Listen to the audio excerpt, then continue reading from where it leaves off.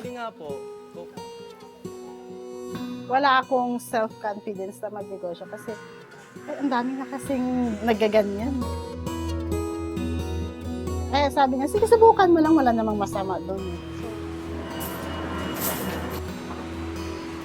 We want to empower economically the women who form part of our value chain. We believe that our business is only as strong and as healthy as the communities that we serve. Napakahirap talaga ang pinagkunan namin ng tubig. Noon nawala pa, 1 oras halos kami makakuha ng tubig doon. We want to also be part of the solution to addressing these great social problems that we have. It's so deeply linked, no? Good business and building the community.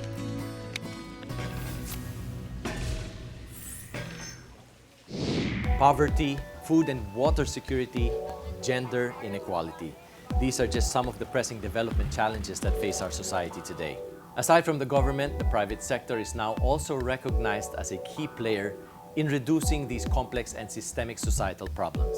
By creating and imparting their shared value principles through sustainable programs, the private sector creates a positive difference that contributes to a thriving society that in turn improves their quality of life.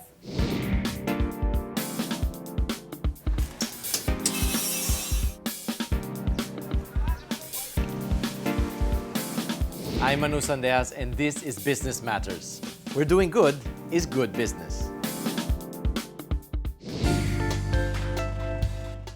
More than our hospitality and pleasing nature, Filipinos have always been known worldwide to be resourceful, innovative, and practical in whatever venture we as a race involve ourselves in. Even before the arrival of the Spaniards, other races have known these genuine Filipino traits through bartering and trading with our ancestors. Fast forward to today, trade and business is still an integral part of the Filipino culture. Predominantly, trade outlets like sarisari stores.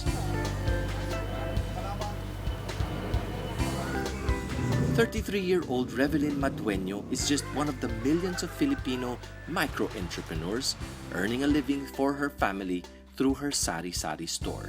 Kasi ang sari-sari store naman kasi, kahit sa bahay ka lang, kumikita ka. Ito kasi yung negosyo na bagay talaga sa mga kababaihan na tulad ko na isang nanay na kahit nasa bahay ka lang, kumikita ka pa, naalagaan mo pa yung pamilya mo, lalo na yung mga anak mo.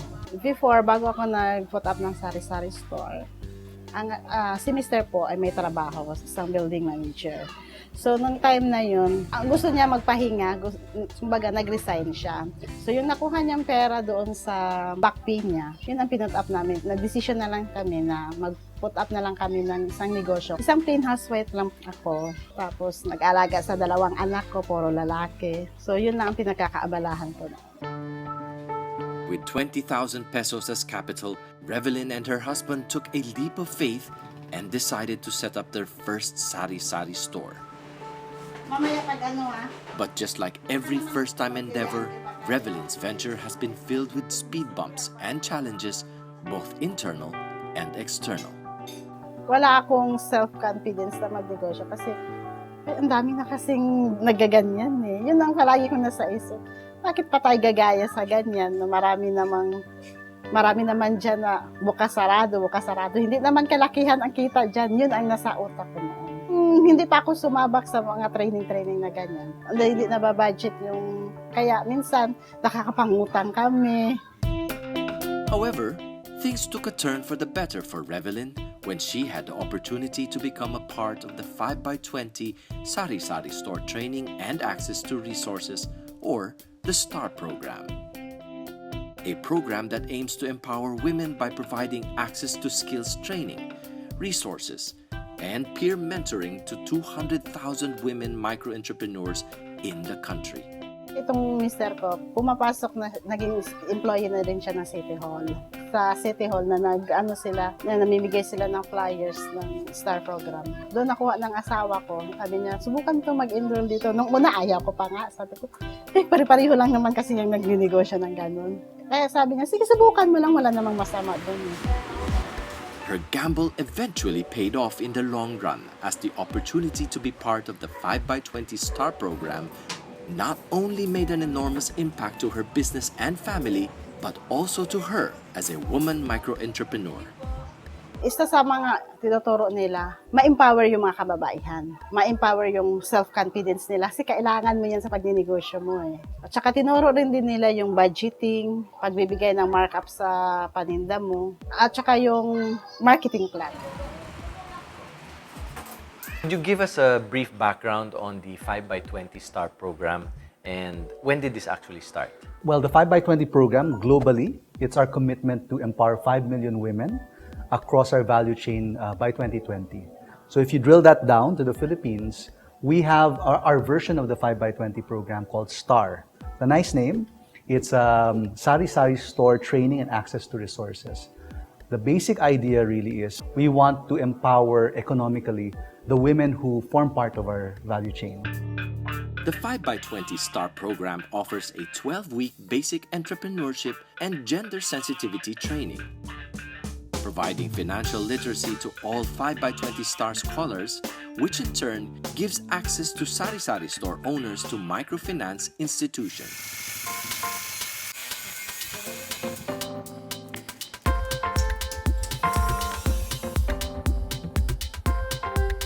This in turn provides capital expansion needed for the entrepreneurs to expand their business.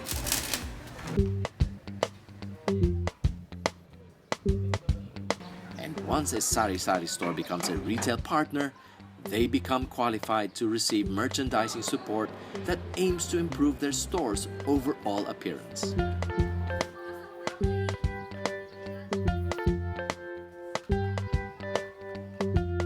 More than the training itself, the program also offers access to peer mentoring to the scholars, offering them access to advice and membership to different organizations that further build their confidence and skills as an entrepreneur. And since 2011, the 5x20 STAR program has already touched the lives of more than 52,000 women and has already been implemented in 47 locations nationwide. We take a step back and kind of take a bird's eye view of the business, Coca-Cola's business in the Philippines, you will realize how important sari-sari stores are. There are over 1 million sari-sari stores, Manu, and about 85 to 90% of them are run by women. So it really makes sense for us, and it makes a very clear business sense for us to go and take time and take resources to help empower them. Napakahalaga kasi ito yung parang stepping stone sa mga maliliit na negosyante na ma-force nila yung ambition nila na magkaroon din ng malaking business. Kumbaga dito sa mga dito nag-uumpisa yung paano nila, kahit maliit lang negosyo mo, paano mo ma-manage. Kasi dati, wala lang, basta lang ako magpipresyo na wala naman. Kumbaga, hindi ko pala alam na mayroon palang markup sa paninda. Kasi dati, kahit lalagyan ko lang sa 5 piso, bibigyan ko lang ng piso, parang something ganun. Kaya pala, napapansin ko, maraming mga maliliit na nagsasara. Kumbaga, isang buwan lang nagraran, tapos wala na. Kasi yun pala ang pagkakaiba noon. Hindi nila alam paano bigyan ng presyo yung isang paninda. We believe that our business is only as strong and as healthy as the communities that we serve. So in other words, we have to take steps to make communities sustainable so that our business becomes sustainable. Now, if you want to intervene in a community, studies have shown the best instruments, if I can use that word very loosely, are women. Because whenever you invest 1 peso in women, it actually goes straight to education for their kids, food for their family. So it makes perfect sense for us on that level. And then if you take it to the next level, which is as part of our business, they are really pillars. Imagine 1 million sari-sari stores throughout the Philippines. That is part of our value chain. I think women have really become more empowered and really have shown that they are major contributors of society. I think we have probably one of the more vibrant microfinance sector in the world. They're the ones that really make sure that money flows into the household and is able to feed our children and bring our kids to school.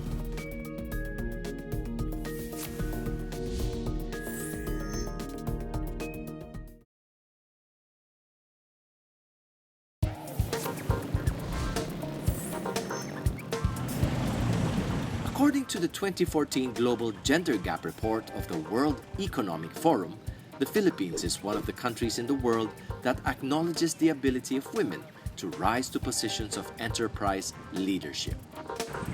Filipinos are also able to participate in economic and political opportunities. The Philippines also boasts of the highest percentage of female participation in business ownership.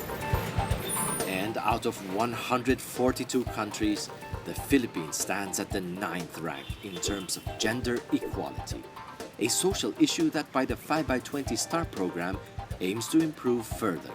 Why has Coca-Cola decided to focus on women and women empowerment? A lot of these women haven't had much formal education. So we have to take a step back. We actually took a lot of time working with TESDA to come up with the modules for this. Modules that would be appropriate for these women and modules that really go to their needs. So what are their needs? One of the most basic really is the financial literacy. They don't think of reinvesting. So the financial literacy aspect was very important for us to integrate it, but of course in a way that is appropriate to them and that they can understand. For Rafael Lopa, Executive Director of the Philippine Business for Social Progress, initiatives such as the 5x20 STAR program really favor women in Philippine society, as these programs directly contribute to the improvement of their living conditions, thus reducing poverty in a systemic way through sustainable business solutions. I think women have really become more empowered and really have shown that they are major contributors of society. And recognizing that there are several initiatives that actually get women more involved. No? I think we have probably one of the more vibrant microfinance sector in the world. No? And these are the women that put up sarisari stores, do market vending.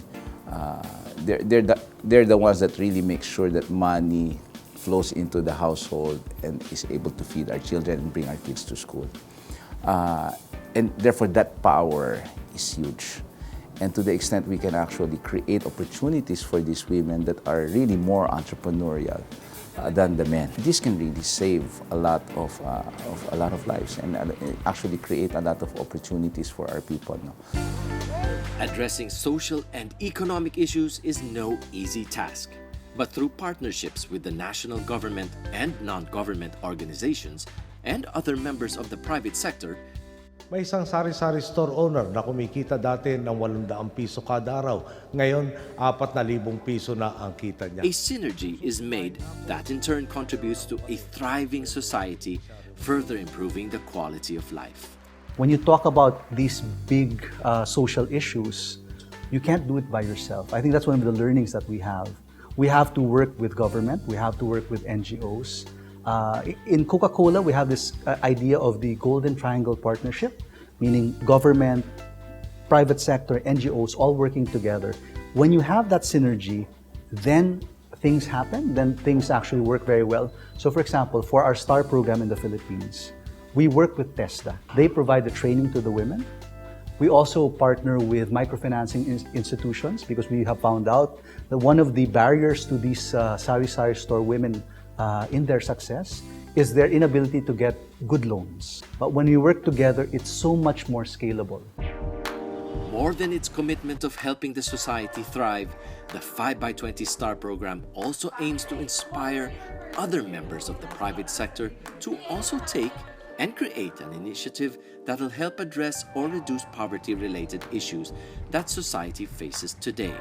When Typhoon Haiyan hit Tacloban, and it not only destroyed the economy there, and the sari-sari stores there were most of them were really destroyed.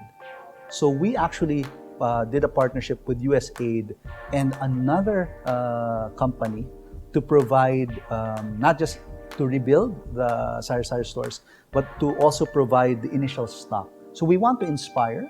At the same time, we actually even partner because we believe that this idea of shared value, this idea of the Golden Triangle Partnership is something that other companies can replicate.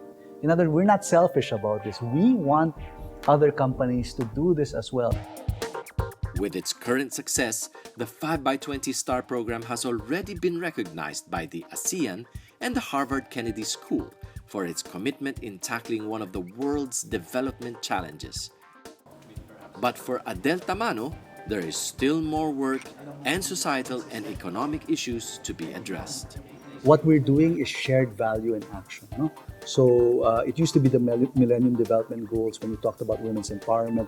Now it's 17 Sustainable Development Goals of the UN.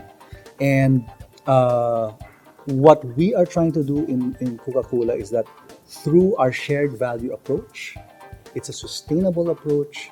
We want to also be part of the solution to addressing these great social problems that we have on poverty, on inequality, on the environment. It's so deeply linked, no? Good business and building the communities.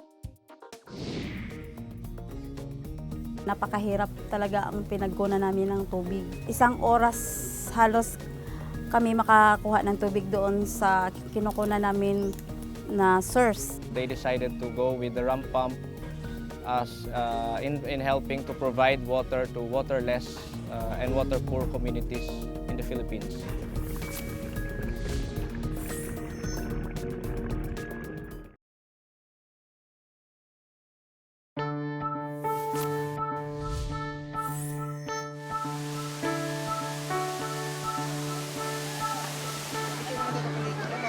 Water is life's most basic need.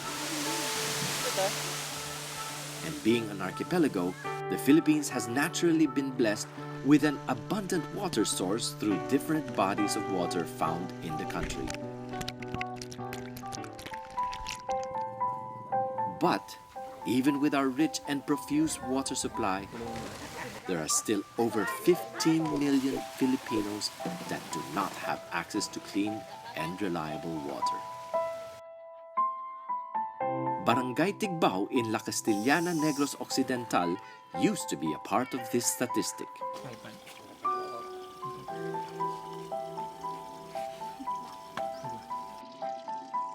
"43-year-old Relisminda Medina, a resident for more than 21 years, can attest to the hardship she and the community had to endure just to have access to water for her family. Napakahirap talaga ang pinagkunan namin ng tubig. Noon nawala pa, isang oras halos kami makakuha ng tubig doon sa kinukunan namin na source. 650 meters ang layo po ng kinukunan namin. Pag medyo masama ang pakiramdam mo, yung anak mo maliit pa, dapat nagsuhol ka talaga pag nag-igib ng tubig. 20 pesos po yung binabayad namin sa 2 container po. Kaya mahirap kasi kinakailangan meron kang ilaan na pera para ka magkatubig. Tapos pag okay naman ang katawan mo, malayo pa rin ang kinukunan ng tubig. According to the UNICEF and the World Health Organization, an estimated 884 million people worldwide share the same problem. And being a finite resource, water is also a critical issue that needs to be addressed to be able to provide sustainable and accessible potable water, especially to far-flung communities. Let's talk about our dwindling resource of water. Clearly, water is needed by everyone, diba? By the ordinary individual that needs to take it for our health. But of course, other than that, agriculture needs a lot of water, and that's where we get our food. And also manufacturing companies, factories need water. But water as a critical resource is not being addressed in the same way as we're addressing energy. And I think that is something that's going to be a critical conversation in the coming years, no? Especially because business knows that if it is to constantly produce and also address the needs of a society, they need water.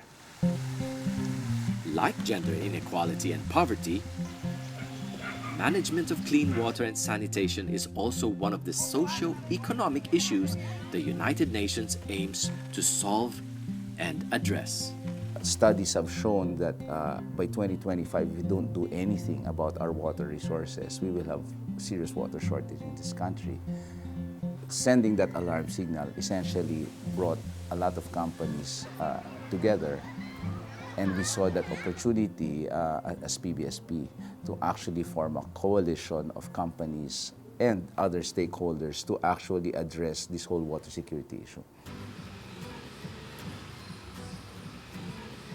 So aside from the sari-sari stores, we actually do a sustainability initiative that is in line with what we call the AGOS program. Water is an integral part of our business because obviously we're a beverage company. Obviously, without water, communities cannot thrive, they cannot flourish.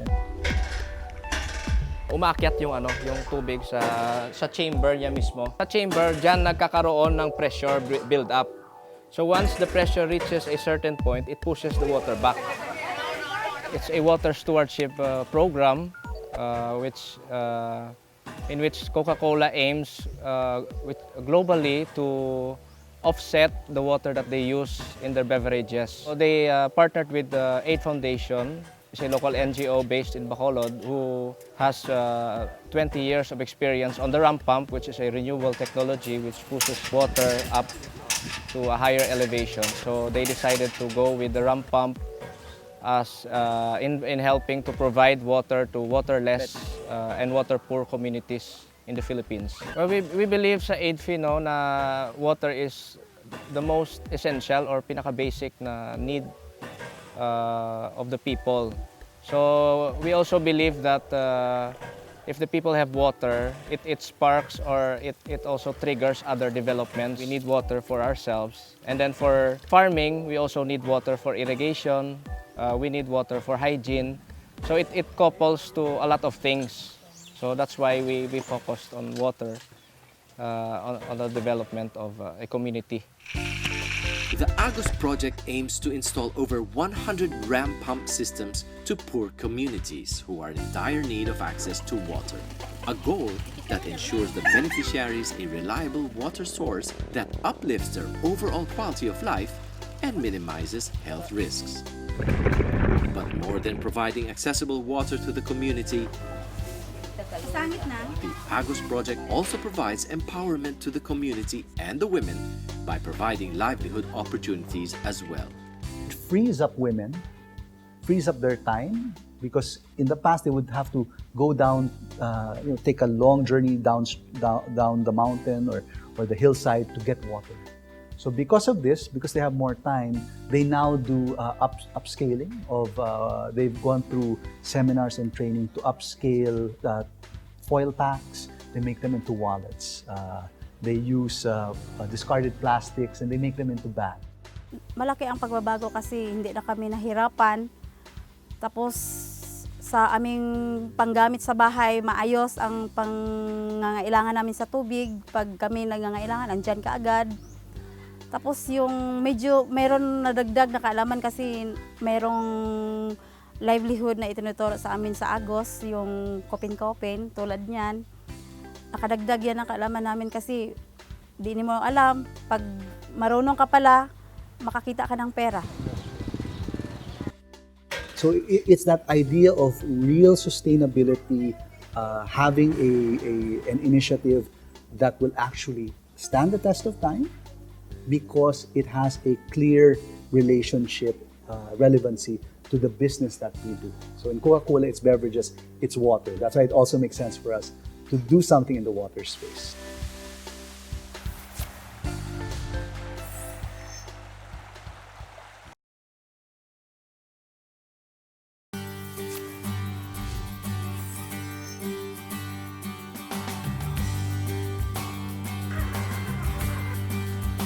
Giving back to the community and the environment, either by corporate social responsibility, inclusive business, or corporate citizenship, the private sector is now recognized as a key player in solving socio-economic problems through their growing commitment of making an impact via the improvement of the community's living standards through sustainable business solutions. But more than the success gained from livelihood opportunities are stories of people whose lives have been changed for the better. Malaking pasalamat ko po na dumating dito sa Rampamp yung project kasi Hindi lang sa akin, maraming natutulungan po na mas nangangailangan pa sa akin. Kaya malaking pasasalamat po sa Agus at dumating kayo rito sa amin po.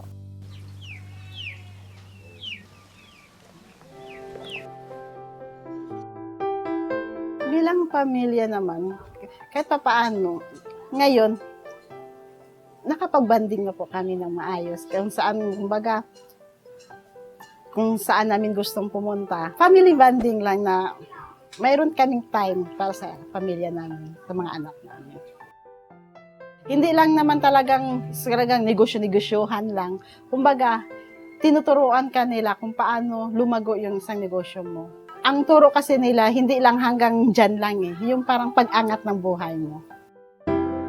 More than good PR, more than profitability. Every program and project aimed to address economic and social problems all have one thing in common: to uplift and to improve the lives of those who are in need. Well on its way, definitely. I just also want to say that it's not easy. There will always be challenges, resource challenges. There will also be challenges, perhaps maybe even in policy. But we are committed to these goals: 200,000 women empowered by 2020 and 100% replenishment by 2020, which we actually hope to achieve by 2017. Business helping people and people helping business. That is the new normal in the industry today, and that is Business Matters, where doing good is good business.